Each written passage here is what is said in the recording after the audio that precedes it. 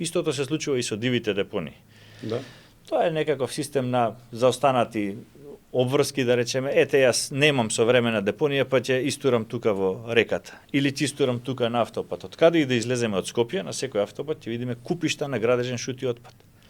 Немало тоа е нашата култура, професоре. Има таква услуга. Се нуди таа услуга, само чинела 500 денари, да дојде некој да го собере тоа. Или треба да се спакува и да се однесе на соодветното место, ама си наоѓаме малечки изговори за да не ги правиме вистинските акции. Мислам дека сега сме во правото време и со јавната кампања, и со невладините ангажирани, и со политичките партии ангажирани на истава тема, и со младите. Се чувствува не да се препукуваме едни со други. Се чувствува висока енергија сега дека ова прашање треба да го решиме. Сите овие малечки микродепонии од кои што некој таму заработува за да не фрли за вистинско постапување, некој има микроќар од нив што се создаваат.